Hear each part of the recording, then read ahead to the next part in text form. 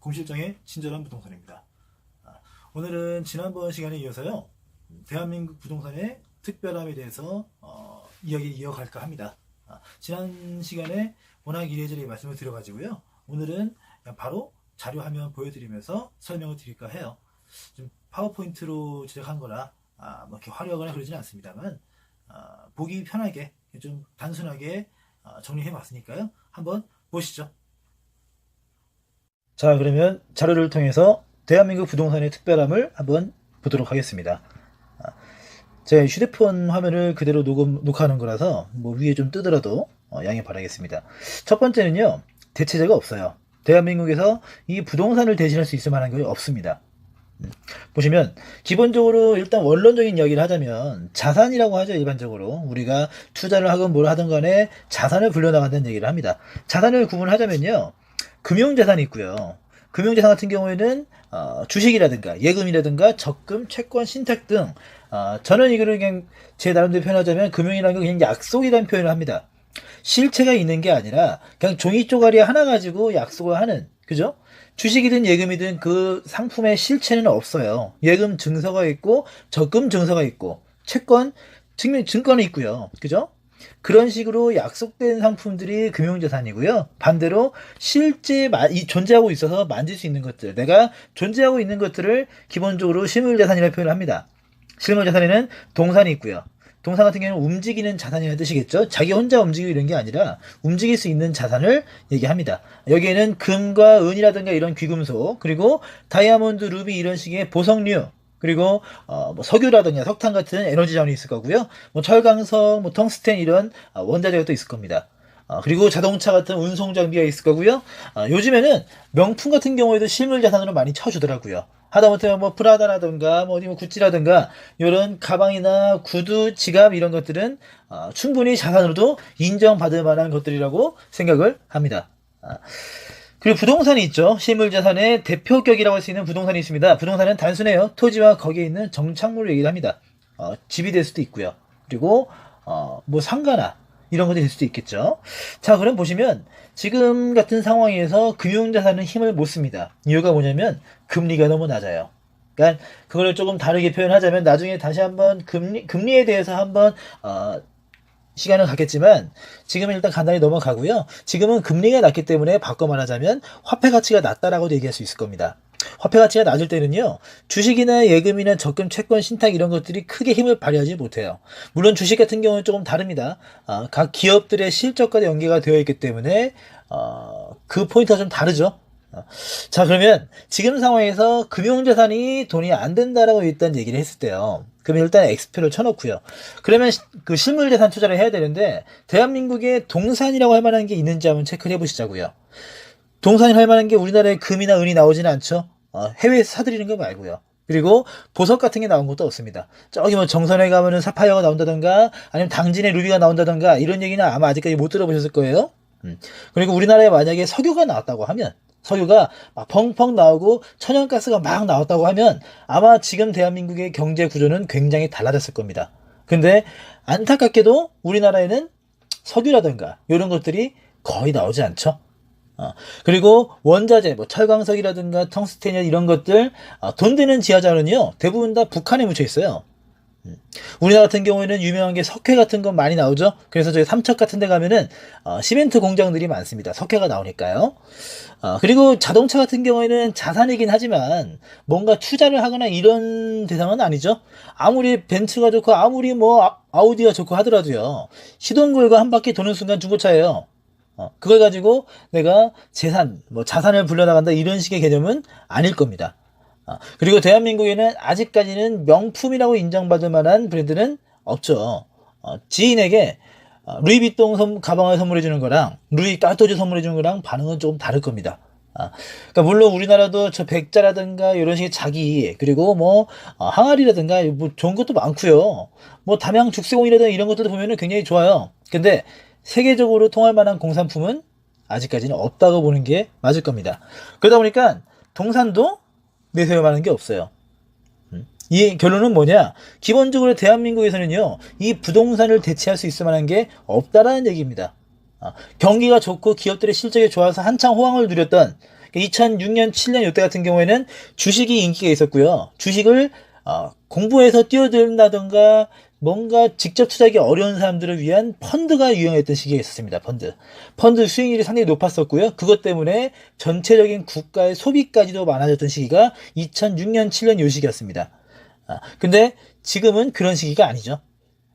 우리나라의 주식시장의 문제가 뭐냐면 다른 나라에 뭐 얼마나 있는지 모르겠습니다만 공매도라는 시스템이 있어가지고요. 일반 개미들이 돈을 벌기가 쉽지가 않은 시스템이에요. 이런 부분 때문에 개미들, 젊은 20대부터 40대 정도의 젊은 개미들이 요즘에 주식시장에서 많이 빠져나오고 있는 상황이기도 하고요. 자, 아무튼 현재 대한민국 이 자산시장, 재테크 시장에서 부동산을 대체할 수 있을 만한 게 없습니다. 그래서 결론은 뭐냐면 대한민국 부동산 시장은 그 당시에 그때마다 선호하는 지역이라든가 유행하는 상품이 있을 뿐 망하지 않아요. 부동산 불패신이라는 말이 괜히 있는 게 아닙니다. 예를 들어서 아파트가 예전에 2000년 초반 같은 경우에는 중형 대형이 인기가 있었죠. 그때는 주상복합도 인기가 되게 많았고요. 근데 2000년대 후반에 들어서면서 1인 가구가 많아지고 소형 핵가족화되면서 소형 아파트들이 인기가 굉장히 많아졌습니다. 심지어 강남권에 있는 아파트 중에서도요, 그냥 넓은 형 30평, 40평 아파트보다 10평대 아파트가 더 비싼 경우도 발생했었으니까요. 물론 평당 가격 말입니다. 그리고 때에 따라서 상가가 인기 있을 때도 있고 오피스텔 인기가 있을 때도 있고요. 그리고 오피스가 인기를 끌 때도 있죠. 그리고 강남이란 지역이 또 견인할 때가 있는가 하면 강북이란 지역이 또 뜨기도 합니다. 이런 식으로 지역과 그리고 상품의 유행과 흐름이 있을지언정 대한민국에서 부동산이라는 것은 절대 망하지 않습니다. 왜? 대체제가 없으니까요. 이게 대한민국의 첫 번째 특성이에요. 단순하지만 굉장히 중요한 포인트이기도 합니다. 두 번째는 뭐가 있냐면 쏠림 현상이 심합니다. 우리나라가 특히 그래요. 특히 어느 나라든 간에 수도권에 그 도심에 사람들이 많이 몰리는 건 사실입니다만 대한민국처럼 많이 몰리는 지역들은 그렇게 흔치 않습니다. 자, 보시면 수도권 쏠림 현상이라는 게 있어요. 이거는 아마 대한민국 국민이라면 누구나 다 아는 내용일 겁니다. 수도권 면적이요 35억 8천만 평이에요. 그러니까 인천과 서울과 경기도를 모두 합친 거죠. 전 국토 면적이 303억 평이니까요. 거기에 11.6%밖에 안 돼요. 수도권 인구 같은 경우에는요 2,568만 명입니다. 엄청나죠. 우리나라 인구가 5,100만 명 생각하면요 약 48%에서 49% 정도가 수도권에 살고 있는 거죠. 그러니까 쉽게 말씀드리면 11% 남짓한 땅에 그죠? 2,500만 절반 정도가 몰려 살고 있는 거니까 당연히 집값이 오르고 당연히 차가 막히고 당연히 이런저런 뭐 환경 문제라든가 범죄 문제라든가 이런 것들이 발생할 수밖에 없는 구조입니다. 그리고 도시지역 쏠림 현상이라는 게 있어요. 용도지역상의 문제인데요. 용도지역상 도시지역과 비도시지역이 나눠집니다만 우리나라 같은 경우에 도시지역에 인구의 91%가 살고 있어요. 92% 정도가. 도시지역은 전 국토의 16%밖에 안 되는데 그 도시지역의 인구의 91%가 몰려 살고 있다는 얘기입니다. 엄청난 일이죠. 그리고 이 도시지역이라는 게 아마 나중에 다시 한번 틀을 잡아드리겠지만 도시지역 안에 주거지역과 상업지역과 공업지역 그리고 녹지지역이 있습니다. 이 녹지지역이 상당량이에요. 도시지역 중에서 70%가 넘어요. 그러면 아까 전 국토의 16%밖에 안 되는 도시지역 그 중에서도 사람이 사는 주거지역과 활동을 하는 상업지역, 공업지역 이런 것들은 다 합쳐봤자 4% 남짓이 않는 뜻입니다. 얼마 안 되죠. 굉장히 좁은 곳에 굉장히 많은 사람들이 몰려있기 때문에 대한민국의 모든 문제가 이루어진다고 보시면 되겠습니다. 결론은 향후 앞으로요. 대한민국 어쨌든 정부의 기본적인 방향은 균형 개발이 갈 수밖에 없어요. 너무 쏠려있기 때문에 모든 문제가 발생하거든요. 그러면 요 균형 개발을 위해서 지방과 비도시 지역에 대한 개발들이 활성화될 수밖에 없습니다. 이게 목표가 되겠죠. 근데 예전에 노무현 정권 때요. 참여정부 시절에 혁신도시라든가 그죠? 기업도시들을 만들려고 굉장히 노력을 많이 했습니다. 혁신도시는 공기업이 그러니까 관공서 같은 데가 먼저 내려가서 공무원들을 먼저 우겨넣고 그 인근을 신도시를 만들겠다는 뜻입니다. 기업도시 같은 경우는 민간 기업들을 이전할 수 있게끔 만들어주고 거기를 마찬가지로 신도시화하는 거죠. 뜻은 좋습니다. 일자리 먼저 만들고 집을 만들어주면 정주 인구가 몰려가기 때문에 신도시가 성공할 수 있는 확률이 굉장히 높아집니다. 근데 문제는 기업들이 지방을 가려고 할까요? 인재들은 대부분 다 수도권에 몰려있는데 관공서가 가더라도 마찬가지예요. 그 공무원의 아빠들, 대부분의 아빠들이 많이 가니까 아빠들과 엄마들은 그 지역에 살지언정 자녀들 교육이라든가 인프라, 편의시설 이런 것들이 차이가 많이 나기 때문에 그냥 나머지 가족들은 다시 수도권으로 돌아오는 경우가 굉장히 많습니다. 이게 문제가 되고 있죠. 그러다 보니까 기본적으로 정부의 1차적인 개발 방향은 수도권의 확장과 확산으로 이어질 수밖에 없습니다. 최근에 발표되는 공공주택들도 보시면 수도권 외곽 지역에 좀 낙후된 지역들 위주로 많이 개발을 하고 있죠. 이런 것들 보시면 앞으로의 진행 방향들도 얼추 눈에 들어오실 거라고 생각이 듭니다. 자, 마지막으로 인구수 대비했을 때 국토 면적이 굉장히 좁습니다. 반대로 말해서 땅은 좁은데 사람은 굉장히 많아요.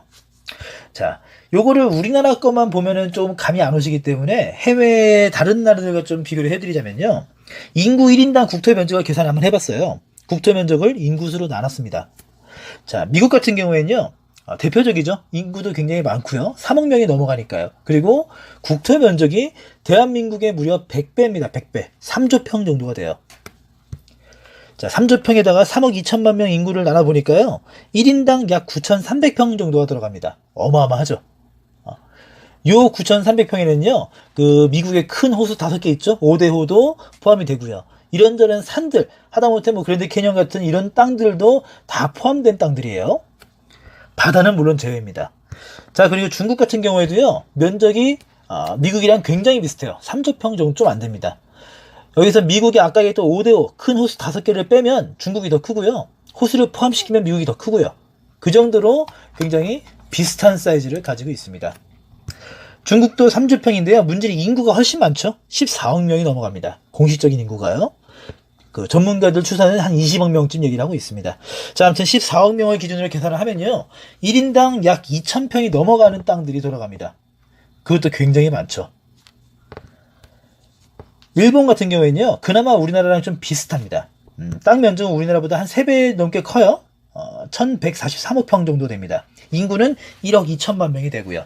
참고로 인구가 1억 명이 넘어가면요. 내수시장이 안정화되기 때문에 사실은 무역 이런 거에 크게 기대하지 않더라도 충분히 살아갈 수 있는 사이즈라고 얘기를 해요. 우리나라가 그래서 북한과 통일하게 되면 만약에 인구가 그 정도 되기 때문에 우리나라도 이제 선진국에 비벼볼 만하다. 뭐 그런 얘기가 나오고 있죠. 자, 아무튼 각설하고요. 일본 같은 경우에는 1인당 국토 면적이 약 952평 정도 돼요. 그리고 마지막 우리나라 대한민국을 보시면 약 303억 평입니다. 위의 나라들 생각하면은 굉장히 작죠. 인구는 5,100만 명입니다. 1인당 약 594평 정도가 돌아가죠. 땅 면적이 한강도 포함하고 저기 금강도 포함하고 태백산, 소백산 다 포함한 땅인데 그 중에 인구 한 명당 돌아가는 땅은 600평이 채 안 됩니다. 그래서 부동산 업자들끼리 어떤 말이냐면 국토 면적을 인구수로 나눴을 때요. 1인당 1,000평이 안 되는 나라는요. 땅이 굉장히 부족하다는 얘기를 합니다. 자, 그래서 다음 페이지에 보셔서 부동산의 특성을 한번 보시자면요. 희소성이라는 게 있어요. 희소성. 이거는 뭐 자원의 희소성을 많이 들어보셨죠? 공급은 한정되어 있는데 수요가 많을 경우에. 그리고 부중성이라는 게 있습니다. 더 이상 늘어나지 않죠? 땅이라는 거는 찾는 사람이 많다고 해서요. 뭐 공장에서 찍어낼 수가 없습니다. 그나마 만들어내는 아파트 같은 경우도요. 뭐 상가도 마찬가지겠죠? 이미 한번 지어서 준공 허가를 받으면 자기 혼자 막 늘어난다거나 그런 일은 없습니다. 그래서 부중성이라는 것도 굉장히 중요하죠. 그리고 개별성이라는 게 있어요.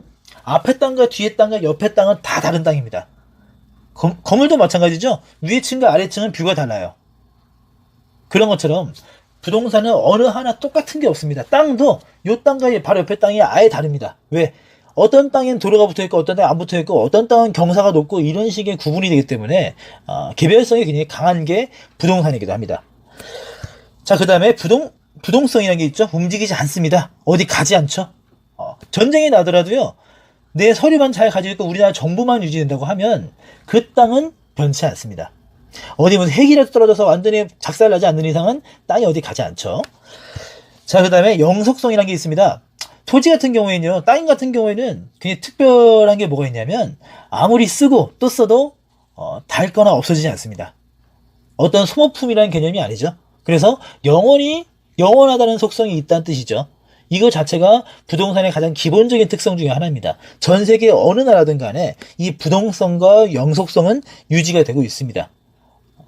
자, 그러면 요거 이제 특성에 따라서 어떤 포인트가 잡히냐면요. 희소성과 부중성 때문에 수익성이라는 게 발생을 해요. 부족한데 더 이상 늘어나지는 않아. 근데 찾는 사람들은 꾸준히 늘어나. 그러면 그것 때문에 수익성이 발생한다는 뜻이죠. 그리고 개별성은요. 우리가 흔히 얘기하는 아파트든 땅이든 간에 웃돈이 붙는 경우가 있습니다. 여기는 조망권이 좋으니까, 여기는 여기서 가까우니까. 이게 다 개별성으로 인해서 나오는 웃돈, 프리미엄 이런 개념이에요. 그래서 똑같은 땅이 아니라 내가 이 인근은 다 개발됐는데 내 땅만 호수가 보이는 땅이야. 그러면 당연하게도 남들보다 2배, 3배를 더 받을 수 있는 게 부동산의 기본적인 특성 중에 하나입니다. 이게 굉장히 흥미로운 부분이죠. 그래서 입지여건을 많이 따지는 부분이기도 하고 조망권이란 걸 중시하기도 합니다. 마지막으로 부동성과 영속성에는요. 안정성이라는 게 보장이 돼요. 안정성. 어디 가지 않고 없어지지 않고요. 달아 없어지지 않으니까요. 자, 그러면 수익성과 안정성이라는 걸 보시면 이게 재테크의 3요소에도 포함이 돼요. 마지막 하나가 뭐냐면 환금성입니다. 환금성. 내가 돈이 아닌 뭔가에 투자했기 때문에 다시 돈으로 돌아올 수 있는가 없는가. 이게 굉장히 중요한 포인트가 되죠. 근데 부동산이란 건 기본적으로 안정성은 보장되지만 환금성은 보장이 되지 않아요. 그럼 그 나라의 환경에 따라서 뭐가 갈라지냐면 수익성이라는 게 갈라지죠. 그 땅이 미국처럼 1인당 9,000평이 넘는 땅이 돌아가. 그러면 그 나라에서 땅 가지고 돈 벌기 쉽지가 않습니다. 대신에 미국 같은 경우는 소비의 나라이기 때문에 상가라든가 호텔이라든가 백화점 이런 것들에 대한 투자가 굉장히 활발하게 이루어지고 있죠. 대한민국 같은 경우는 이 땅이 너무 부족하기 때문에 땅에 대한 투자가 굉장히 활발한 것도 사실입니다. 자, 그러면 요 세 번째, 인구수 대비 국토 면적이 좁다라는 부분에 대한 결론을 보자면 대한민국은 좁은 국토에 비해서 많은 인구로 인해서요. 부동산의 수익성이 높습니다. 기본적으로 보장되는 안정성과 그죠? 프리미엄을 결정짓는 개별성 외에 대한민국 같은 경우는 희소성과 부중성이 굉장히 부각되는 그런 나라라고 보시면 되겠습니다. 거기다 또 중요한 게 뭐가 있냐면 땅이 좁기 때문에요. 우리나라는 전국이 1일 생활권이죠. 심지어 KTX를 타면요. 서울에서 부산까지 반나절이면 가는 게 대한민국의 현실입니다. 그러다 보니까 우리나라는 제일 중요한 게 접근성이에요. 이 땅이 수도권에서 몇 분 걸리는가. 여기가 만약에 원래는 2시간 걸리던 곳인데 고속도로가 뚫리면서 30분으로 줄었다. 그러면 그 지역의 부동산 가치는 굉장히 달라집니다. 그래서 부동산에는 그런 게 있죠. 옛날부터 지금까지 꾸준히 이어오는 명언이 있습니다. 길을 따라 돈을 묻어라. 이 말이 굉장히 중요하죠. 그게 다 우리나라 국토 면적이 좁기 때문입니다. 미국이나 중국 같은 경우에는요. 그냥 길만 있으면 돼요. 너무 넓은 나라다 보니까 거기를 고속도로 뚫어줄 생각도 별로 안 하고요. 영화 많이 보시면 아시겠지만 그냥 황야에 길 하나 덜렁이는 경우도 많습니다. 자, 아무튼 지금까지 요 보신 세 가지 포인트, 기본적으로 대체제가 없다라는 부분과 그리고 쏠림 현상이 심하다는 것과 그리고 인구수 대비했을 때 국토 면적이 굉장히 부족하다라는 부분들, 요게 대한민국의 부동산 시장에 굉장히 특별함을 부여합니다. 자, 보신 것처럼요. 대한민국 부동산 같은 경우에는 다른 나라와는 비교되지 않는 굉장히 메리트가 있습니다. 되게 매력적이죠. 무엇보다 재테크 상품으로서 손에 꼽을 만한 그런 조건들을 갖추고 있습니다. 앞으로 대한민국이 개발 사업들이 지금 진행하고 있는 것들을요, 다 마무리할 때까지는 적어도 지금부터 10년 이상 가야 돼요. 그만큼 그 사이에 많은 기회들이 숨어 있다고 보시면 되겠죠. 자, 대한민국 부동산에는 이런 특성이 있고요. 같은 말로 이러한 매력들이 있습니다. 충분히 투자해보고 충분히 공부해볼 만한 가치가 있다고 생각을 하고요. 자, 아무튼 얘기가 좀 길어졌습니다. 오늘도 영상을 좀 짧게 만들려고 했는데 자료화면에서 설명하기 너무 많다 보니까 조금 길어졌네요. 자, 아무튼 조금의 도움이 되셨으면 좋겠고요. 다음에 더 좋은 컨텐츠 가지고 또 찾아뵙겠습니다. 시청해주셔서 감사합니다.